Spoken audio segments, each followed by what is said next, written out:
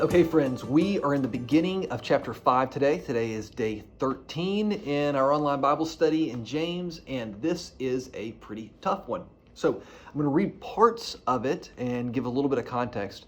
And there is some really good practical wisdom here for us that I know for me is pretty convicting. Here is just the first verse for today. Come now, you rich. So he's addressing the rich. Weep and howl for the miseries that are coming upon you. Weep and howl, you rich folk, because of the miseries that are coming. Okay, who's he talking to here? And one of the things that you've picked up on so far in James is that James also often begins a new section of teaching saying brothers or brothers and sisters. This is just a way of saying like fellow believers, siblings in the faith. Yeah, I'm not in the actual James book. I'm in my Bible here. And just on this page, there are at least 5 times that he says this. There in verse 11, he says this. In verse 7, he says this. In verse 12, he says this. And then I think a couple times between 7 and 12, he says this also. He is often speaking directly to and reminding us that he's speaking to his fellow believers. How does he introduce this section? He doesn't say, you brothers and sisters. He doesn't say, you rich brothers and sisters. Come now, you rich. You know, some scholars think that he is probably not talking to people as much here as he's talking about people. He's likely talking about the very wealthy landowners that are around the faithful Christian community who are oppressing not just Christians, but oppressing other people.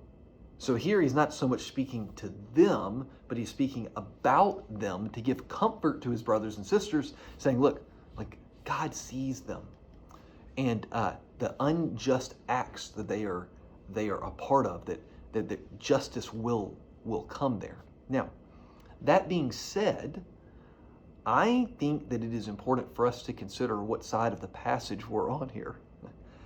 Are we living as the faithful believers that most of this book is addressed to, or at times are we the rich?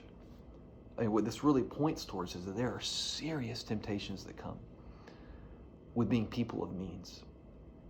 You know, what the Bible often seems to be pointing towards is that it's not wrong to be wealthy, but that it is dangerous. The big time temptations come along with it. So I just want to highlight some of these temptations that James points out, 3 in particular. So why is he saying that there are miseries that are coming upon you? Here are the miseries. The miseries are that your riches have rotted and your garments are moth-eaten. Your silver and your gold have corroded. Now we know that silver and gold don't actually corrode, but this is him speaking as an exaggeration that even the things that don't corrode in this world don't last into eternity. That even gold and silver corrode. So why are the rich going to be weeping and howling? Because they have invested too much of themselves. I have to ask myself, have I invested too much of myself in things that pass away? Then you skip down to verse 4. The wages of the laborers who mowed your fields, which you have kept back by fraud, are crying out against you. And the cries of the harvesters have reached the ears of the Lord of hosts. Saying, look, for those of you who are building your riches or maintaining your riches on the backs of others, you need to know that those folks are crying out to God, and God hears them. And again, I have to ask, do I fall into that category of a person who's able to maintain or achieve the lifestyle that I have on the backs of other people? And the reality is that I have some work to do in this area, because I don't know exactly where these clothes were made or the phone that I'm speaking into right now. The reality is that, and it's hard to say, but it's true, that many of us are able to have the lifestyles that we have because other people work for below a living wage. It's hard to say, but it's true. And I know that I have some work to do there because I want to be on the right side of this passage. You've lived on the earth in luxury and in self-indulgence. The last thing is that along with the riches come the temptation to be self-indulgent, to be focused on ourselves.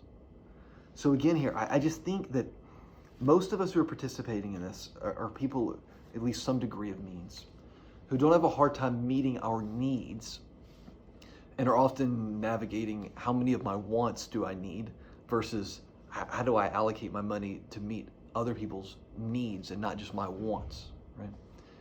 And I think that James is reminding us here. And he's speaking to these wealthy folks who are oppressing the faithful. But I think that it's also a warning to his fellow believers, saying, hey, look, with wealth come temptations to put too much of a focus on the things of this world, to build or maintain our wealth on the backs of other people, to live a life that's mostly focused on us. I think for those of us today who are seeking to be faithful and who have our needs met with some financial resources left over, we have to be very, very careful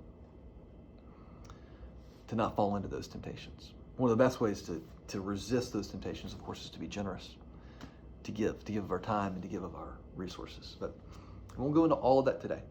But I think that's where we're left reflecting. I know it's where I am left reflecting, is how am I falling into those temptations? And how can I seek to more faithfully resist them? God bless you, friends. Keep on reading, and I'll see you again tomorrow.